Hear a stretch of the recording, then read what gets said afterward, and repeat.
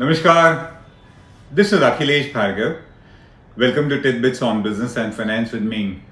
For a country having a population of 130 crores plus, India has an extremely low taxpayer base.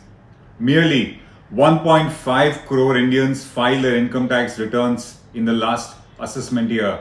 In fact, over the years, this number has been falling. Over the past few years, the number of cars in India has gone up, the number of malls and spending in malls has gone up. Domestic air travel has gone up, so has been the case with foreign air travel and foreign tourism, and outward and inward foreign remittances. The number of credit and debit cards have gone up, but that's not been the case with the number of income tax returns filed. This ratio of taxpayers to total population is over 40% in developed nations. In US, over 65% Americans have paid either state income tax or federal income tax as it is there. In fact, out of 33 crore Americans last year, 12 crore paid and filed their federal income tax returns. In a country like Sweden, 68% of Swedes pay taxes and file their returns. And even a comparable country like South Africa, a nation comparable with ours, about 15% of South Africans file their income tax returns. In India, the figure is about 1.14%. It's that low. Notwithstanding the fact that a large part of our population earns agricultural income, which is tax exempt, despite that, the number is low, and that indicates either that India is a nation of tax evaders, we have a large number of tax evaders, or we are a nation with very low income levels such that a lot of us do not need to file our income tax returns.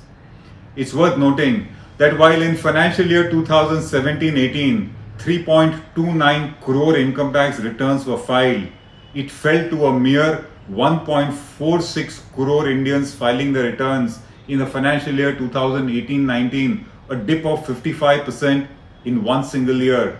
Maybe that reflects the state of the economy. While increasing the income levels of Indians will take time, it's a longer term policy issue. But as far as catching, nabbing, identifying tax evaders and making them pay taxes, that can happen on a very immediate basis. And that is actually happening. With the advent of technology, more and more such tax evaders are being spotted. The government's approach is that if you are spending, you must be having income to spend, and therefore the government is tracking all your expenditure and trying to match it with your income, or seeing whether you file an ITR or not. And that, as we said, is happening because of technology. All of us are under watch 24/7 on what do we spend, what do we transact. So as more and more of our transactions go online and they get digitized, in the process of that, more and more information is going to the income tax department. Wherever in a transaction or in a document you quote your PAN and Aadhaar card, you can be sure that data finally travels to the records of the income tax department. How does this really happen? It happens in a very simple way. Many intermediaries, institutions, banks, financial institutions, etc. are required to report the transactions that you may have incurred on an online real-time basis. And these are all certain specified transactions. The logic is to see what is the income that you have. That is why you entered into those transactions. Thus, as we said, you quote your PAN and the transaction gets reported. Compulsory quoting of the PAN takes place whenever you buy any motor vehicle except a two-wheeler. You open a bank account, a PAN has to be quoted, the information travels to the tax department. So is the case whenever a debit or credit card is issued to you or you open a demat account. In addition to that, whenever certain transactions, especially expenditures or spending is done by you exceeding a certain threshold, it again gets reported because your PAN is stated in it. You buy an immovable property exceeding 10 lakhs, it gets reported. You buy bullion or jewelry exceeding 2 lakhs, it gets reported. You buy any financial securities or shares of an unlisted company exceeding 1 lakh, it will get reported.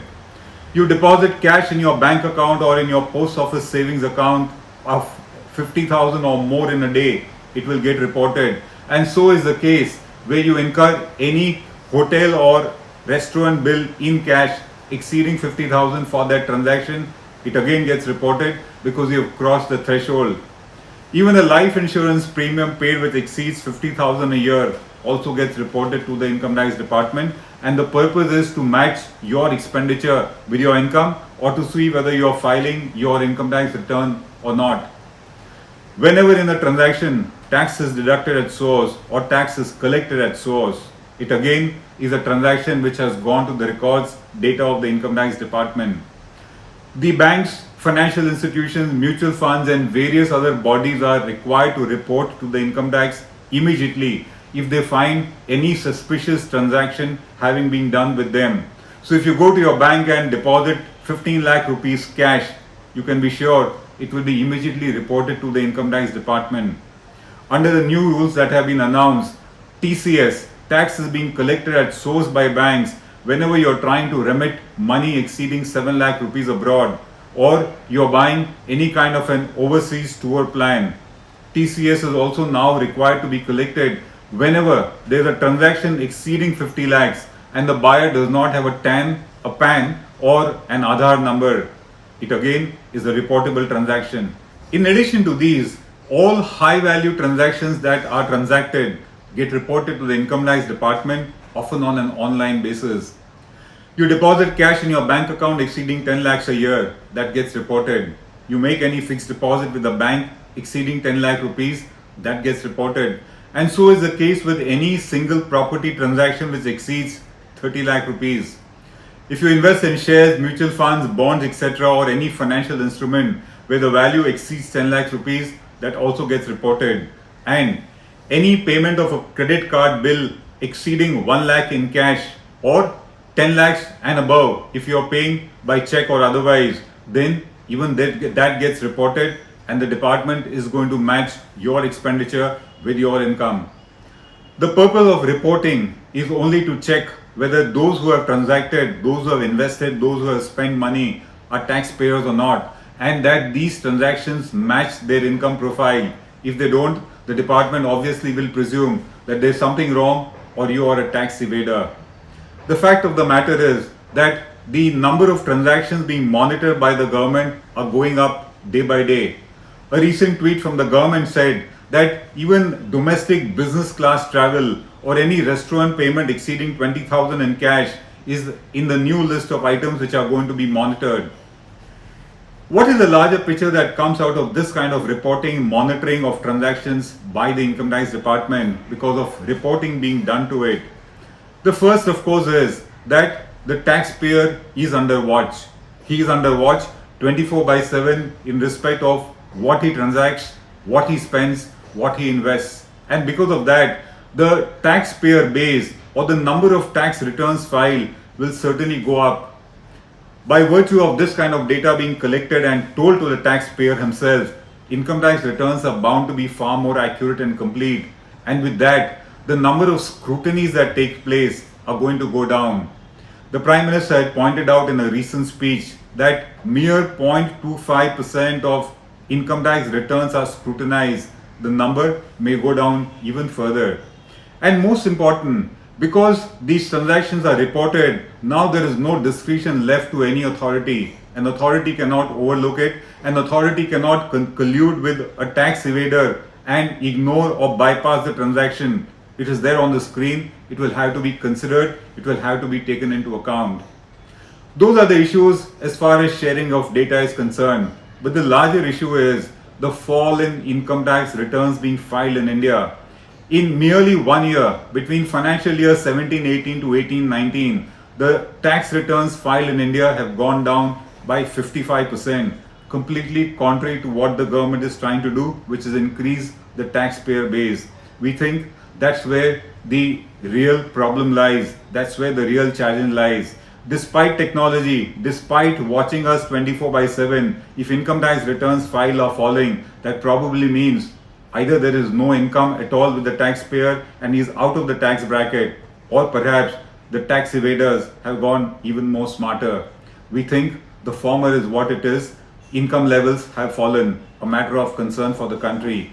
This is Akhilesh Bhargav signing off till we meet again. Namaskar. Now be the first to know about the latest updates on our new news app. Go on your Android or iOS, search for HW News Network. Download our app, choose the language you prefer to get updates in, and be up to date with the latest news. If you like this video, please share it, and we would love to hear your comments in the comments section down here. Also, please do like our Facebook page and follow us on Twitter to get minute-to-minute news updates. For more such shows and videos, well, subscribe to our YouTube channel.